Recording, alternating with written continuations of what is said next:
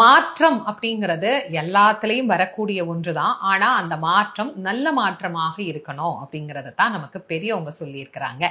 தேவையில்லாம இன்னைக்கு நிறைய பேருக்கு இந்த அக்ஷய திருத்தியை வந்துட்டாலே எந்த நேரத்துல தங்கம் வாங்கணும், எந்த நேரத்துல வெள்ளி வாங்கணும், எந்த நேரத்துல பட்டு வாங்கணும் அப்படின்னு தேடி தேடி அதுக்கு ஒரு நேரத்தை வச்சு அந்த நேரத்துல போய் கூட்டத்துல மாட்டிக்கிட்டு இப்படி வாங்கினாதான் பொருள் சேரும், இப்படி வாங்கினாதான் மகாலட்சுமி நம்ம வீட்டுல தங்குவா அப்படின்னு நினைக்கிறதெல்லாம் நீங்க அநேகமா நம்ப மாட்டீங்க அப்படின்னு நான் நம்புறேன். அப்ப நாம உழைச்சு கஷ்டப்பட்டு உண்மையாக மகாலட்சுமியினுடைய அருளை பெறுவது எப்படி அப்படிங்கிறதுக்கு நிறையவே நான் வழிகளும் உங்களுக்கு நான் சொல்லியிருக்கேன்.